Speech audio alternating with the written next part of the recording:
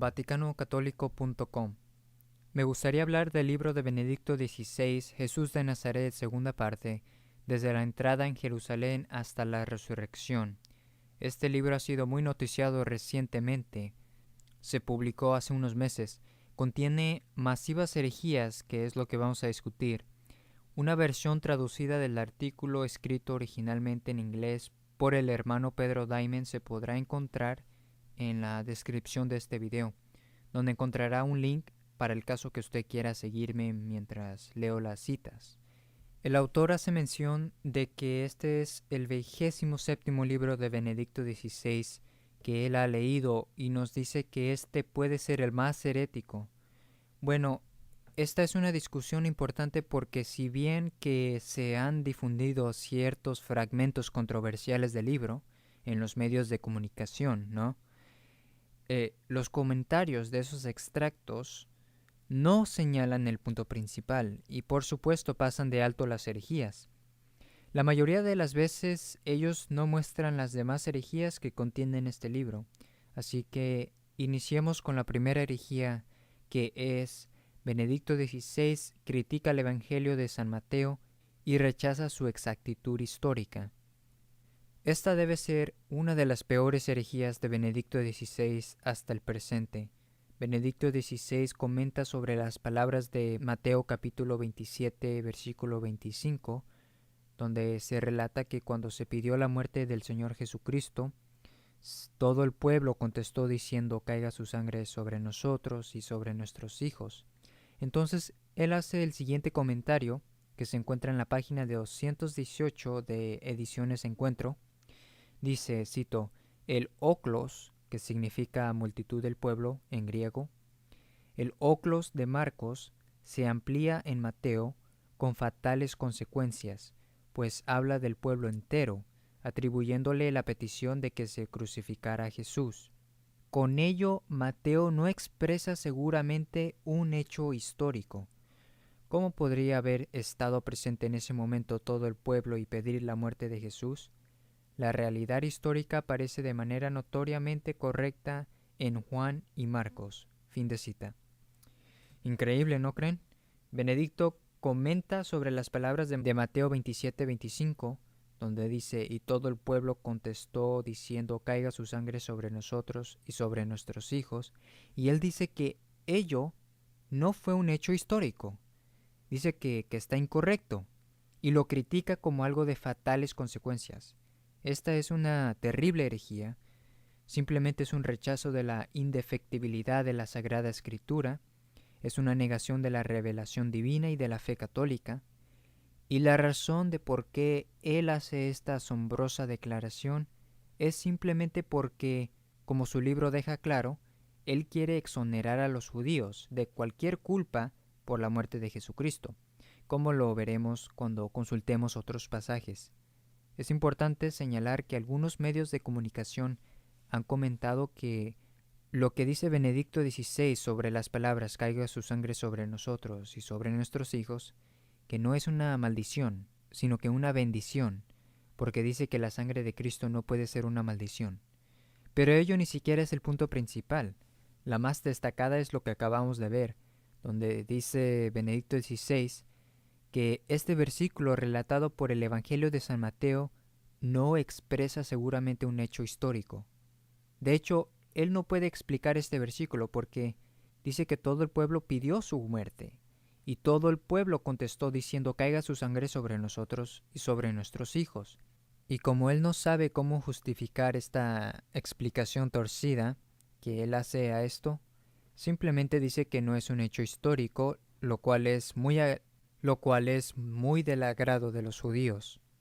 Esto me hace recordar la controversia del Papa Juan XXII, quien reinó en el siglo XII y que dijo que los justos, o sea los santos, no recibirán la visión beatífica hasta que venga el juicio final. Y esto es un error.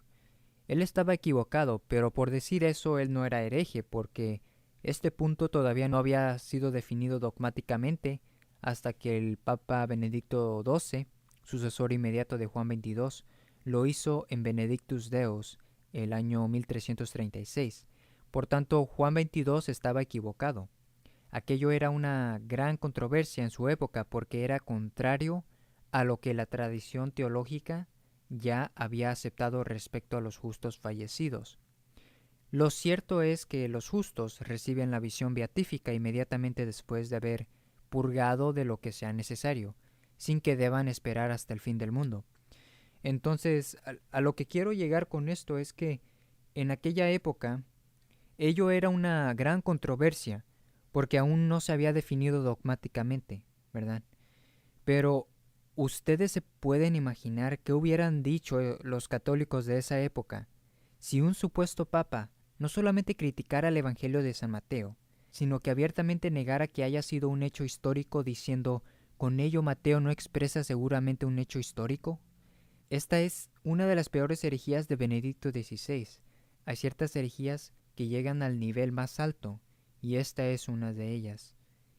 En el artículo cito la encíclica Providentissimus Deus del Papa León XIII sobre la Sagrada Escritura, en donde explica lo que la Iglesia enseña y cómo esto que dice Benedicto XVI es totalmente herético al decir que puede haber error en la Biblia, porque León XIII dice, está tan lejos de la divina inspiración el admitir error, etc.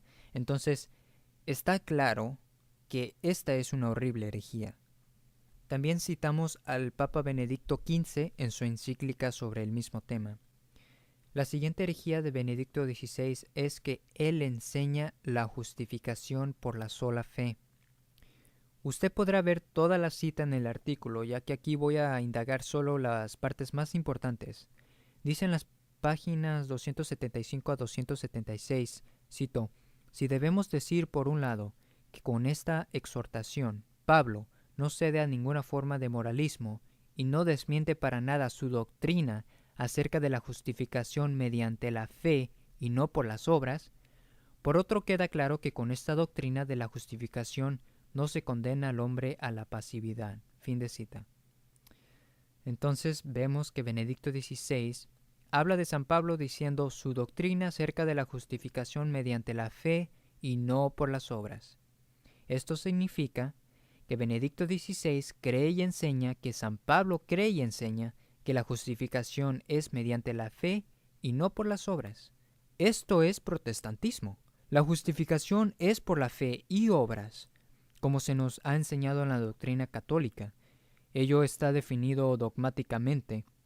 También en Santiago 2:24 se dice, ved pues cómo por las obras y no por la fe solamente se justifica el hombre. Por supuesto, San Pablo enseña lo mismo que Santiago. Entonces, esto es una adaptación, una expresión de la herejía protestante de la sola fe. Y como decimos en el artículo, para aclarar esta herejía en su perspectiva, piénsese de esta manera. La próxima vez que se enfrente con un protestante, ¿verdad?, en una discusión sobre la fe católica, y él erróneamente trae a colación el pasaje de San Pablo, en su intento de probar la justificación por la sola fe sin las obras, recuérdese que Benedicto XVI está de acuerdo con el protestante, que la doctrina de Pablo es mediante la fe y no por las obras. No es de extrañar que Benedicto XVI haya estado íntimamente involucrado en la formulación y aprobación de la herética declaración conjunta con los luteranos sobre la doctrina de la justificación. Ella también enseña claramente que la justificación tiene lugar solo por gracia, por la sola fe. O sea, este documento fue aprobado juntamente por, entre comillas, católicos y luteranos. En otra parte, esa declaración dice que la sola fe no es contraria a Trento, cosa que en sí es una horrible herejía. No obstante, en el anexo tanto, entre comillas, católicos como luteranos, dicen que la justificación tiene lugar solo por la sola fe. Pasemos a la siguiente herejía en este libro, Jesús de Nazaret, segunda parte. Y le recuerdo que usted no va a oír en ningún otro lugar la exposición total de las herejías de este libro. Benedicto XVI promueve que los judíos no deben ser convertidos. Y este fue uno de los fragmentos del libro que recibió algo de publicidad, o sea, algunos noticieros lo comentaron. Por tanto, es importante que se analice cuidadosamente. En la página 60, Hildegard Brehm comenta así en este pasaje, Según Romanos 11:25, la Iglesia no tiene que preocuparse por la conversión de los judíos, porque hay que esperar el momento establecido por Dios hasta que entren todos los pueblos. Fin de cita. Benedicto XVI cita probando a Hildegard Brehm, quien enseña que la Iglesia no debe convertir a los judíos. Benedicto XVI no contradice esta enseñanza, ¿verdad?, sino que la promueve y está de acuerdo con ella. Esto es apostasía. En la siguiente página, él amplía aún más el punto, declarando que los judíos conservan su propia misión. Página 61 dice: entre tanto Israel conserva su propia misión, está en las manos de Dios. Fin de cita. Entonces, según él, los judíos no necesitan convertirse porque ellos tienen su propia misión y están en las manos de Dios. Por supuesto que esta es una negación de Jesucristo, del Evangelio, de la fe católica y de muchos dogmas. Es por esto también que lo vimos alentar en su, entre comillas, misión al rabino jefe de Roma. Esto es lo que dijo en su discurso al rabino jefe de Roma el 16 de enero de 2006. Cito: le expreso de corazón mis mejores deseos para su misión. Fin de cita. Es un fraude monumental que este hombre pueda decir ser el Papa y el jefe de la Iglesia cristiana. Él dice que no debemos convertir a los judíos. Los apóstoles fueron judíos conversos. Los mismos apóstoles evangelizaron a los judíos. El gran mandato de Jesús, Marcos 16, Mateo 28, consistió en encomendarle a los apóstoles llevar el Evangelio a todo el mundo. Es un dogma que los judíos, al igual que los otros no cristianos, no pueden salvarse sin el bautismo y la verdadera fe católica. Y en el artículo damos varias citas bíblicas de la evangelización para con los judíos, y también se cita dogmas católicos sobre la necesidad para todo el mundo de aceptar la fe católica, y específicamente los judíos. Ellos deben aceptar a Cristo y la fe católica para la salvación. La siguiente herejía es algo similar, pero es un fragmento interesante. Dice: Benedicto XVI niega descaradamente la necesidad de creer en el Evangelio para la salvación. De nuevo, esto está en su libro Jesús de Nazaret, desde la entrada en Jerusalén hasta la resurrección, páginas 58 a 59. Comenta sobre el camino incansable de San Pablo y su haber viajado a todo lugar, y dice, cito: en este sentido, la urgencia de la evangelización en la generación apostólica no está motivada tanto por la cuestión sobre la necesidad de conocer el Evangelio para la salvación individual de cada persona, cuanto más bien por esta gran concepción de la historia. Para que el mundo alcance su meta, el Evangelio tiene que llegar a todos los pueblos. Fin de cita. Benedicto XVI dice que la urgencia de la evangelización no se basaba tanto en la necesidad de conocer el Evangelio para la salvación individual de cada persona. Más bien, es importante para que el mundo pueda cumplir su destino, sea lo que sea esto último. Pero para el hereje Benedicto XVI, no es necesario que las personas conozcan y crean en el Evangelio para la salvación. Esto es, por supuesto, flagrante herejía. En el artículo citamos al Papa Pío IX, el primer concilio vaticano, sobre cómo es menester creer en el Evangelio para conseguir la salvación. También se cita al Papa Gregorio XVI, etc. Vamos a la siguiente herejía del libro, Jesús de Nazaret, segunda parte. Benedicto XVI justifica la condenación de Cristo. Varias herejías que discutimos son con respecto a los judíos. No sé si se fijan, él se ocupa mucho con este tema.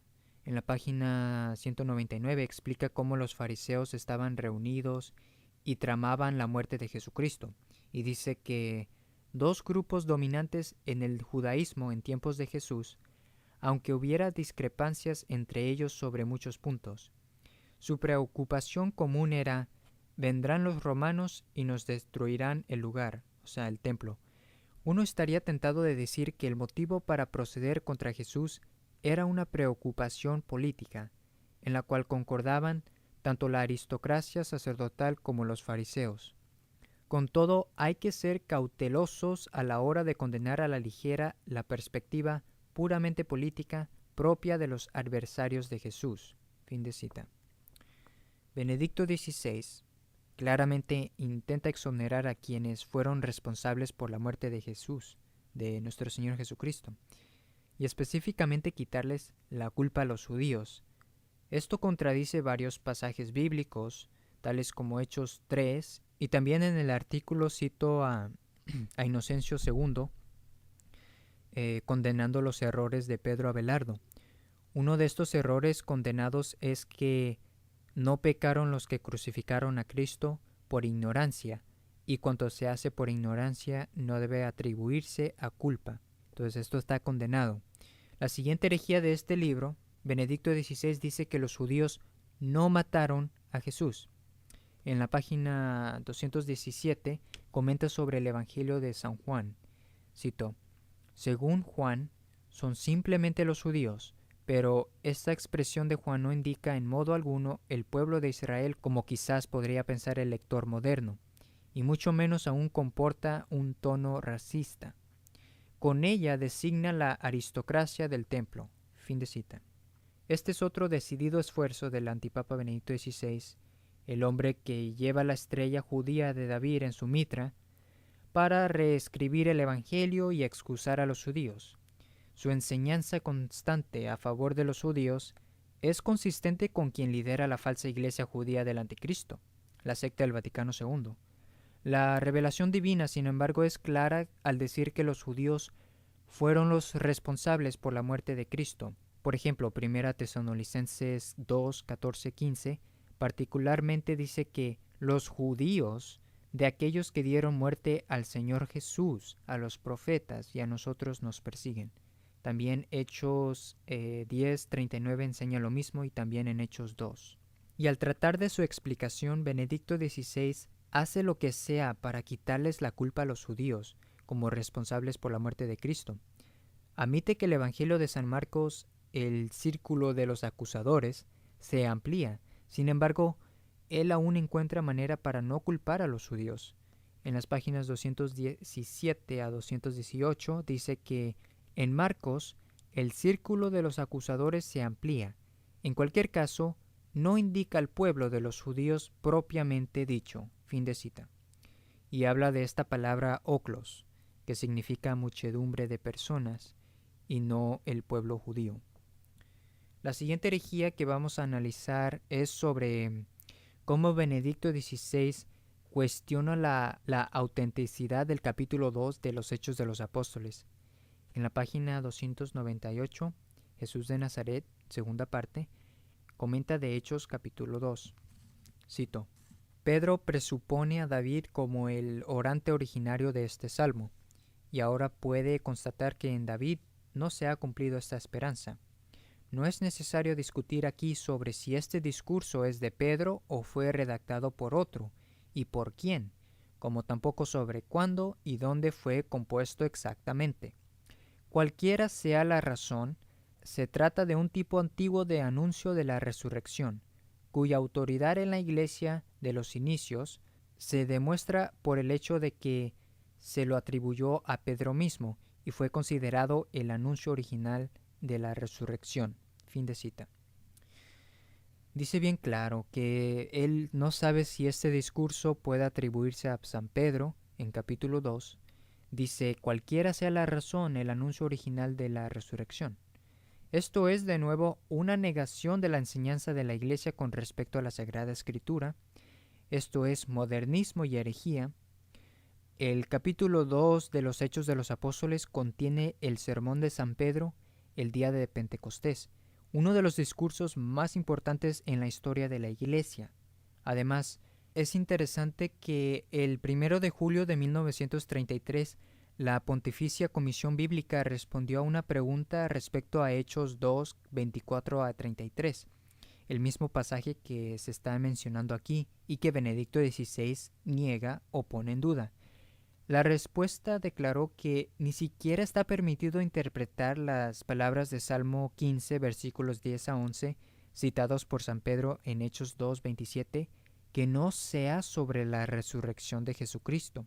Es decir, esas palabras de San Pedro se refieren definitivamente a la resurrección de Cristo. ¿Nos podemos imaginar cómo habría respondido la Comisión Bíblica si alguien cuestionara que el discurso haya sido pronunciado por San Pedro, como lo hace Benedicto XVI. Esto es una prueba de que él es un hereje escandaloso, un antipapa y un modernista. Sigamos discutiendo la siguiente herejía. Benedicto XVI niega la conclusión del Evangelio de San Marcos. Él dice que fue añadida. Jesús de Nazaret, segunda parte, páginas 304-305, citó: la conclusión del Evangelio de Marcos presenta un problema particular. Según manuscritos importantes, el texto termina con el versículo 16:8.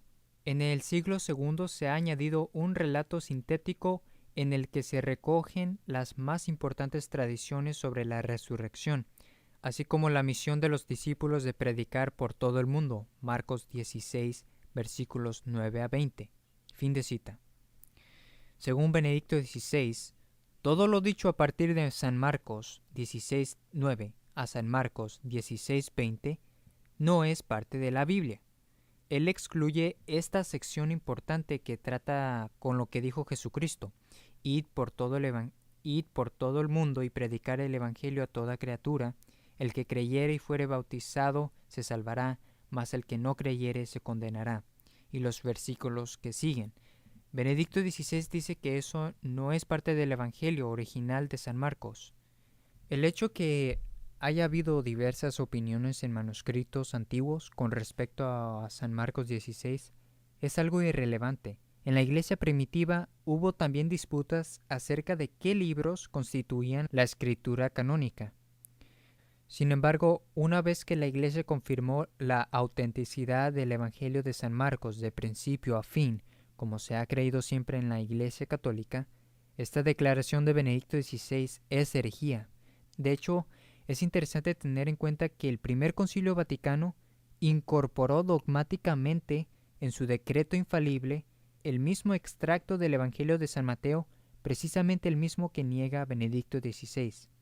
Esto está en la Constitución Dogmática sobre la Fe Católica, capítulo 2 de la Revelación. Citan Marcos 20. No lo voy a citar aquí, pueden ver el artículo, pero ello demuestra qué tan hereje es este Benedicto XVI. Y esto significa que si usted todavía cree que Benedicto XVI es el Papa, entonces usted y él no tienen ni siquiera la misma Biblia, porque supuestamente debemos aceptar lo que la Iglesia Católica enseña sobre la Biblia y Marcos 16:20. Por lo tanto, usted no tendría la misma Biblia que él. La siguiente herejía en discusión es que Benedicto XVI enseña que la Biblia se contradice.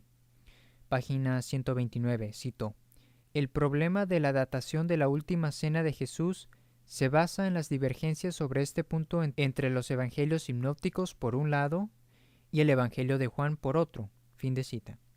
Benedicto XVI dedica una buena parte de su libro en examinar lo que él considera son contradicciones en los relatos bíblicos. La siguiente herejía, Benedicto XVI cuestiona el hecho de que Jesús haya profetizado la destrucción del templo. Benedicto XVI, Jesús de Nazaret, segunda parte, página 134. Jesús acudía al templo para las grandes fiestas, incluso si predijo su fin y lo confirmó con un dramático gesto simbólico. Él observó el calendario judío de las festividades, como lo demuestra sobre todo el Evangelio de Juan. Fin de cita. No hay motivo para poner en duda de que Jesús haya profetizado la destrucción del templo, si se cree en las palabras de la Biblia. La profecía de Jesús está en Mateo 24, 1 a 2, y se cumplió. Benedicto XVI dice incluso si él predijo su destrucción, como si no hubiera certeza de que Jesús la hubiera profetizado. Esto es una herejía. Algunos responderán diciendo que la expresión de Benedicto XVI es solo una manera de hablar.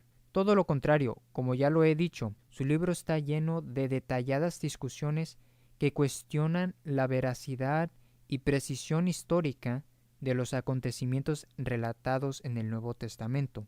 Así que esto concuerda todo eso que Benedicto XVI dice en su libro. Él dice claramente que los evangelios se contradicen en sí, como lo acabo de citar. Él también admite que su libro adopta el método de exégesis histórico-crítico, que en nuestros días equivale a una reconstrucción en lugar de una aceptación de la historia registrada en la Biblia.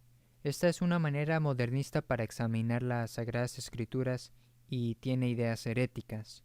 Y esto él lo admite en la página 341, cito: como he indicado en el prólogo, este libro presupone la exégesis histórico-crítica y utiliza sus resultados. Fin de cita.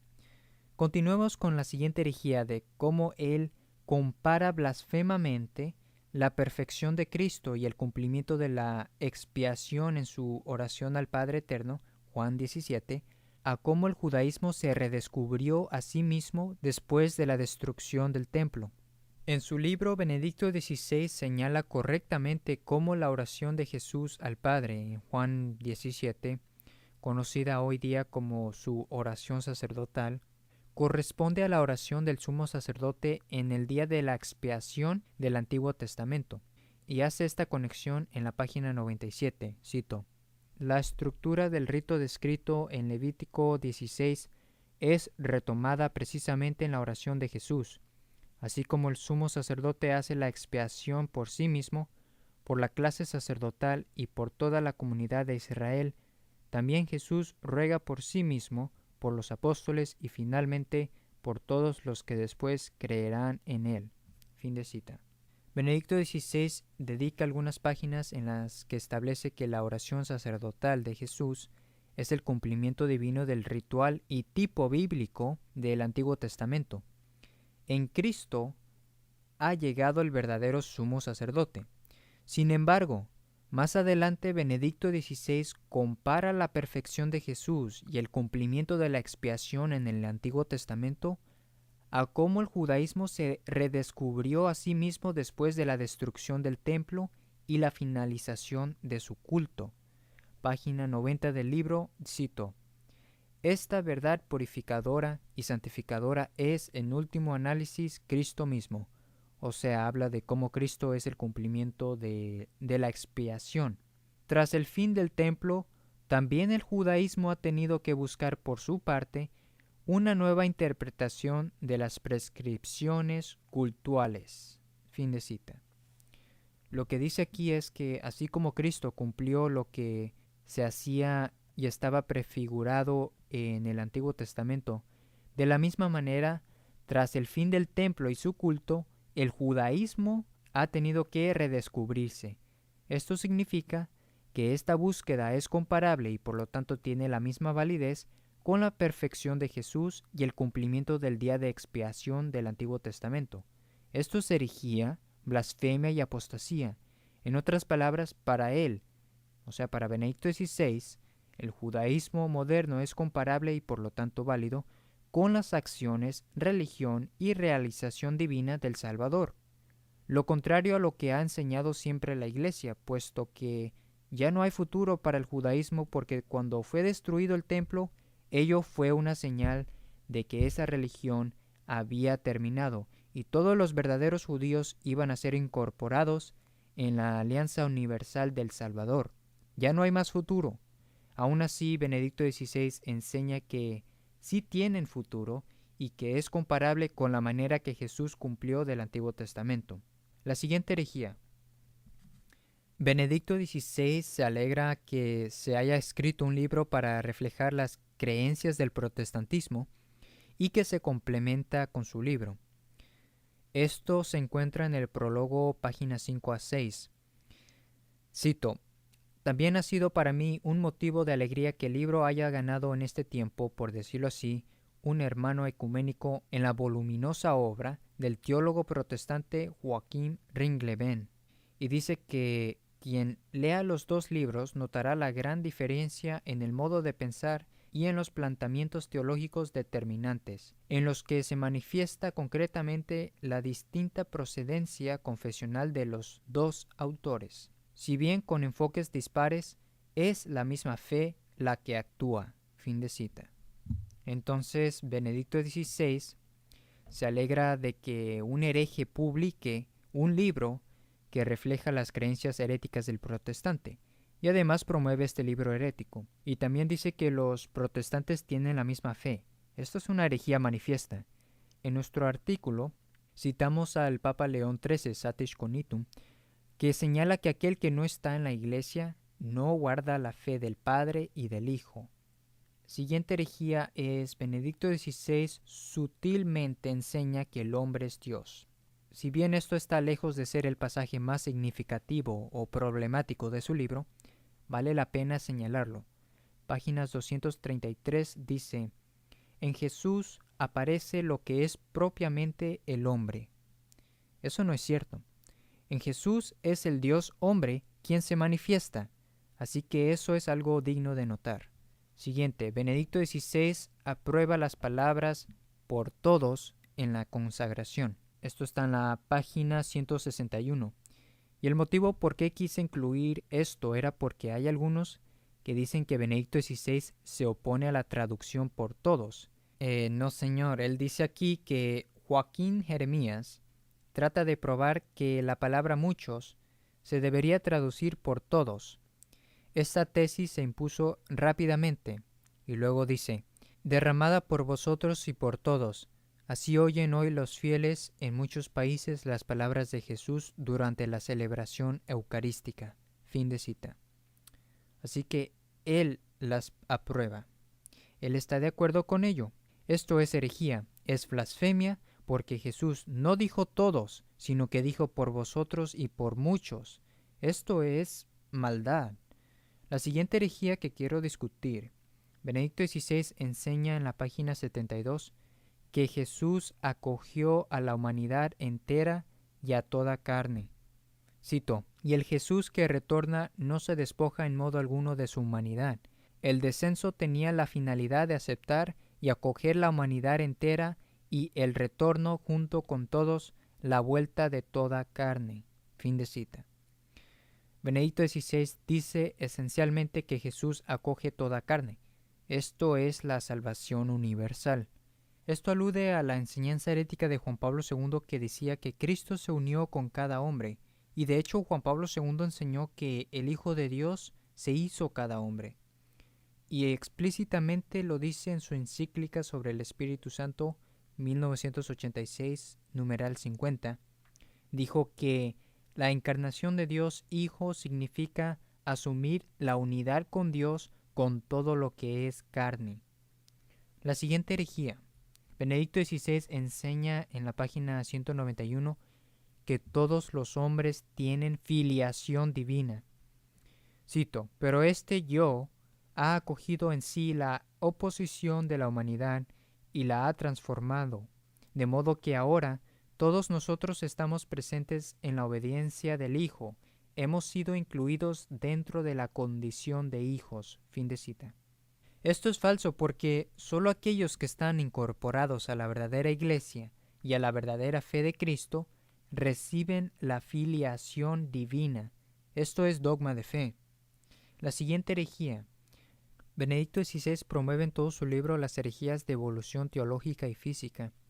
Él hace referencia al, entre comillas, mundo de los humanos tal como ha evolucionado en la historia. Fin de comilla. Habla de cómo la liturgia tuvo que, comilla, evolucionar. Dice que la resurrección de Jesús constituye, comilla, un salto evolutivo, que la creación espera el último y supremo, comilla, salto evolutivo. Habla nuevamente de la resurrección de Cristo como un radical, comilla, salto evolutivo. Los modernistas promueven la evolución en todas formas, como lo señaló el Papa San Pío X en Pascendi. Estas son las herejías de este libro. Hay también muchos pasajes del libro que son heréticos y están llenos de herejía y modernismo, pero estas fueron las más importantes.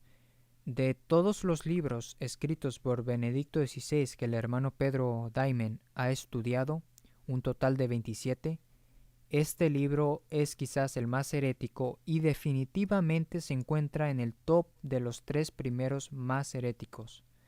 Él puede ser ahora más y más herético e incluso puede ser más audaz o fuerte en presentarlas, porque decir que el Evangelio de San Mateo simplemente no expresa seguramente un hecho histórico y criticar lo que dice en Mateo 27-25, o sea, él ya ni siquiera lo está escondiendo. Es increíble porque vemos a todos estos periódicos y organizaciones, entre comillas, católicas, promoviendo este libro como ello fuera la gran cosa, ascendiendo en la lista de los libros más vendidos. ¿Acaso hay alguno que tenga concepto de lo que contiene el libro? ¿Hay alguno que esté leyendo este libro? ¿O hay alguno que le importe? Por eso era necesario hacer este análisis detallado del libro. Como nos ha tocado ver, hay algunas increíbles herejías en este libro que deberían ayudarles a aquellos que por algún motivo todavía no se han dado cuenta de lo que está ocurriendo, o sea, con todo lo que tiene que ver este personaje. Es decir, Benedicto XVI está preocupado en tratar de justificar a los judíos y por promover su negación de la Sagrada Escritura. Así que estas fueron las herejías del libro. Consulte nuestro sitio web vaticanocatólico.com y el link para ver el artículo está en la descripción de este video, donde podrá leer las demás citas.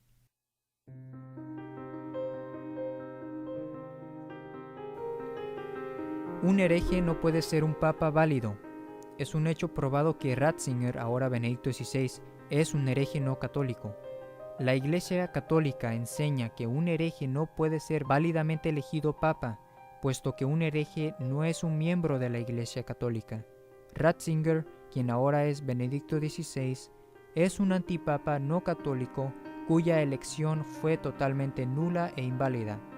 San Roberto Bellarmino citó: un papa que se manifieste hereje por ese mismo hecho per se cesa de ser papa y cabeza, así como por lo mismo deja de ser un cristiano y miembro de la Iglesia. Por tanto, él puede ser juzgado y castigado por la Iglesia. Esta es la enseñanza de todos los padres antiguos que enseñaban que los herejes manifiestos pierden inmediatamente toda jurisdicción. De Romano Pontífice, libro 2, capítulo 30. San Francisco de Sales, siglo XVII, doctor de la Iglesia, La controversia católica, edición inglesa, página 305 a 306.